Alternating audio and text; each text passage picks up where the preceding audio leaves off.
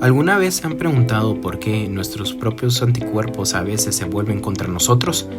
Vamos a explicarlo. Hipersensibilidad mediada por anticuerpos, también conocida como hipersensibilidad tipo 2, es una parte fascinante pero complicada de la inmunología. Imagine que el equipo de defensa de nuestro cuerpo de repente confunde sus propias células con invasores. Eso es lo que pasa aquí. Primero, opsonización y fagocitosis. En pocas palabras, la opsonización es como poner un letrero de "patéame" en una célula, convirtiéndola en un objetivo para los fagocitos, el equipo de limpieza del cuerpo.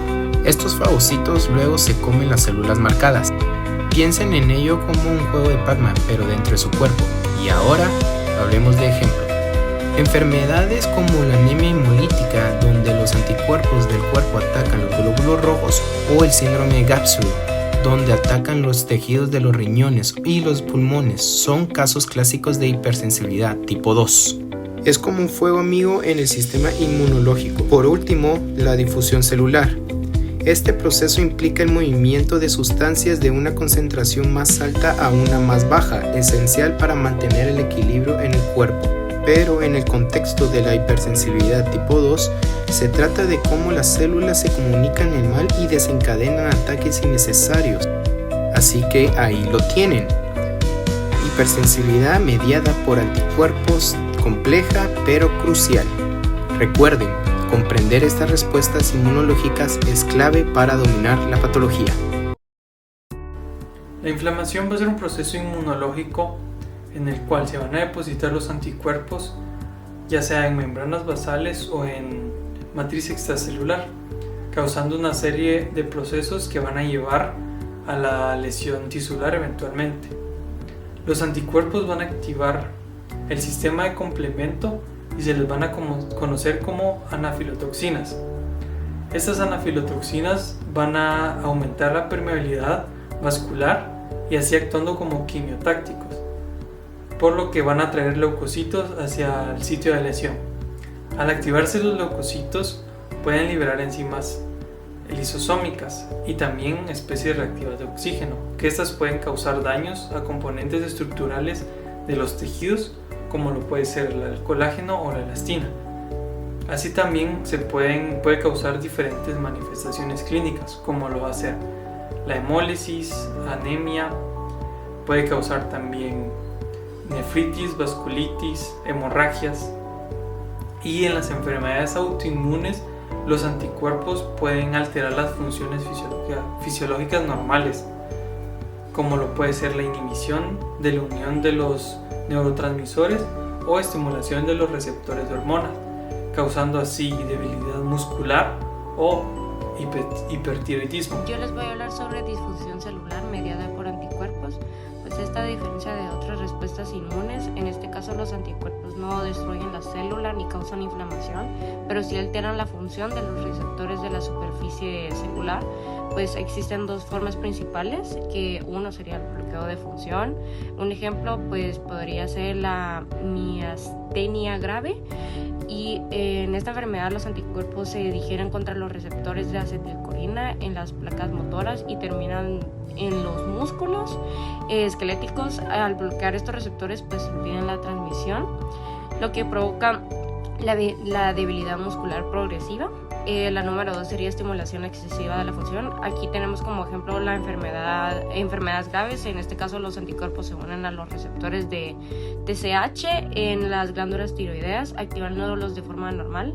Esto pues provoca una sobreestimulación en las células tiroideas, y esta producción excesiva en la tiroides produce hipertiroidismo. Pues en resumen,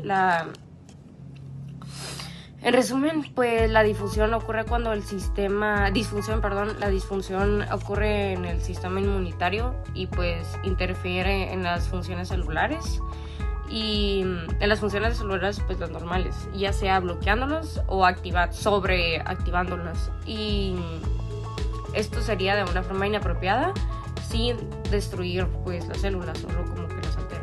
Ahora les voy a hablar sobre la hipersensibilidad tipo 2, también conocida como mediada por anticuerpos. En este tipo de reacción, los anticuerpos de inmunoglobulina G o inmunoglobulina M se dirigen contra los antígenos propios situados en la superficie celular o en los tejidos. Esto activa el complemento o recluta células como neutrófilos, macrófagos provocados por el daño celular directo. Un ejemplo de esto podría ser la anemia hemolítica y autoinmune, donde los anticuerpos destruyen glóbulos rojos. Otro podría ser la fiebre reumática, en la que los anticuerpos atacan al corazón, así causándole una infección. En resumen, es un tipo de autoinmunidad donde el cuerpo identifica estructuras propias como extrañas. Enfermedad por inmunocomplejos sistémica es una enfermedad causada por el sistema inmunológico que forma complejos de antígeno y anticuerpo que no se eliminan correctamente. Estos complejos viajan por el cuerpo a través de la sangre y se depositan en diferentes órganos y tejidos, provocando una respuesta inflamatoria fuerte que puede dañar estos tejidos. Un ejemplo clásico de este tipo de enfermedad es la enfermedad del suero, que ocurría cuando a las personas se les inyectaban sueros de origen animal como tratamiento. Las fases de este proceso: la primera sería la formación de inmunocomplejos, que es cuando el cuerpo detecta una sustancia extraña, sería un antígeno como un medicamento o proteína foránea y produce anticuerpos. Este se une al antígeno y forma los inmunocomplejos. El segundo serían los depósitos de los tejidos. Si hay demasiados complejos o no se eliminan bien, se depositan en tejidos como el riñón, los vasos sanguíneos y articulaciones, lugares donde la sangre se filtra a alta presión y son especialmente vulnerables. El tercero sería la inflamación y el daño, o sea, cuando estos complejos se quedan en los tejidos, activan el sistema de complemento de otras células inmunes, especialmente a los neutrófilos. Estas células liberan sustancias que causan inflamación, dolor y daño tisular. Los síntomas más comunes serían la fiebre, la urticaria, el dolor articular y los ganglios linfáticos agrandados. El daño visible en el cuerpo sería la vasculitis aguda, la necrosis fibrinoide, y en el riñón se ven depósitos de anticuerpo y complemento en los glomérulos. Puede llegarse a volver crónico si la persona está expuesta a varias veces al antígeno o si su propio cuerpo empieza a atacarse. Como en el lupus, los síntomas se vuelven crónicos y más graves. Enfermedad por inmunocomplejos local. A esto nos referimos a una reacción inflamatoria aguda por la formación de inmunocomplejos en los tejidos, lo que causa un daño tisular. Un ejemplo de esta enfermedad sería la reacción de Artus, la cual empieza con una serie de reacciones. La primera sería la inyección de antígeno sobre la piel de una persona previamente inmunizada, la cual ya tendría que tener el anticuerpo inmunoglobulina G específico. Luego la formación de inmunocomplejos, los anticuerpos de inmunoglobulina G se unen a antígeno formando inmunocomplejos que se depositan en las paredes de los vasos sanguíneos. Estas van a hacer una activación del complemento. Los inmunocomplejos activan a la vía clásica de complementos generando las C3A y C5A, las cuales atraen células inflamatorias, y la C3B, la que esta nos ayuda porque facilita la fagocitosis. Esto da una inflamación local, la cual las células implicadas, los neutrófilos, liberan enzimas, los mastocitos liberan histamina y las plaquetas favorecen lo que se vendría siendo la trombosis. El daño es una necrosis fibrinoide de la pared vascular y la trombosis. Algunas características, síntomas y signos serían la inflamación, enrojecimiento y también dolor en la zona. La hipersensibilidad tipo 4, también conocida como hipersensibilidad tardía, es una reacción inmunológica medida por linfocitos T, no por anticuerpos, a diferencia de otros tipos de hipersensibilidad. Este mecanismo depende de la activación de células T previamente sensibilizadas y su respuesta aparece de forma tardía entre 24 y 72 horas después del contacto con el antígeno. Hay dos mecanismos principales. El primero, que es la reacción mediada por linfocitos T, CD4+, tipo TH1, que reconocen el antígeno presentado por células presentadoras y liberan citocinas, como interferón gamma. Esto activa a los macrófagos, que liberan más mediadores inflamatorios y causan daño tisular. La 2 sería la citotoxicidad mediada por linfocitos T, CD8+, que reconocen células propias alteradas como células infectadas por virus, o células tumorales y las destruyen directamente. Algún ejemplo clínico podría ser la prueba de la tuberculina, donde una persona expuesta a un virus de la tuberculosis desarrolla una induración local tras 48 horas. Otra podría ser la dermatitis por contacto a hiedra venenosa, por ejemplo, y otra podría ser también participa en enfermedades autoinmunes como la esclerosis múltiple o la diabetes tipo 1, en el rechazo de trasplantes. Los linfocitos T CD8 van a ser células del sistema inmunitario capaces de destruir a otras células que estén infectadas por virus o sean células tumorales. Estas células van a ser capaces de reconocer a antígenos extraños en las superficies de otras células, que estas células se les van a conocer como presentadoras de MSH clase 1. Cuando los linfocitos se activan, estos van a ser capaces de convertirse en linfocitos citotóxicos y destruir a las células infectadas por virus o tumorales. Porque es importante, las enfermedades participan en el rechazo de órganos trasplantados, están implicados en algunas enfermedades autoinmunes y ayudan a controlar infecciones como el VIH o el COVID-19.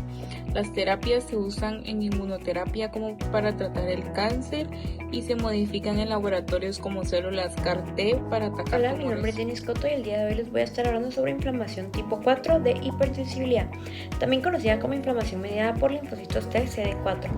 Esta es una respuesta inmunitaria adaptativa en la que participan principalmente los linfocitos T CD4, especialmente los subtipos TH1 y TH17, y que se activan en ausencia de anticuerpos. El mecanismo básico sería como factor número 1 la sensibilización, donde las células presentadoras de antígenos presentan el antígeno en MHC tipo 2 a linfocitos TCD4 vírgenes. Luego, como factor número 2 tenemos la activación y la diferenciación, que estas se pueden diferenciar en TH1 que produce interferonas gamma, estas se activan en macrófagos, y TH17 que produce interleucina 17. Esta recluta neutrófilos y monocitos. Como fase número 3 tenemos la efectora. Esta sería en la TH1, esta activa macrófagos, luego estos hacen que haya mayor actividad microbicida y luego esto causa un posible daño tisular. Luego en el TH17 este promueve inflamación neutrófila contribuyendo al daño celular. Como consecuencias, estas pueden causar inflamación tisular crónica, muchas veces con destrucción del tejido, presencia de infiltrado de linfocitos y macrófagos y formación de granulomas si la activación de macrófagos es persistente. Como algunos ejemplos tenemos esclerosis múltiple, luego artritis reumatoide, luego diabetes tipo 1 y dermatitis por contacto. La inflamación causada por linfocitos TCD4 es una hipersensibilidad tipo 4 en la que la TH1 y TH17 activados secretan citocinas que activan macrófagos o reclutan neutrófilos, generando inflamación. Esta respuesta puede proteger o dañar tejidos y participa en enfermedades autoinmunes. ¿Cómo matan a las células dañinas? Los linfocitos TCD8 usando dos formas principales. Sería número 1 la perforina y las grancinas. La perforina hace agujeros en la célula del objetivo y las grancinas entran por esos agujeros y hacen que la célula muera, más conocida como apoptosis. Y como número 2 tenemos FAS y FAS-L. El linfocito activa un botón de muerte en la célula dañada usando la proteína FAS-L y también la FAS. Esta también libera sustancia como interferón gamma para ayudar a otras células en el sistema inmune.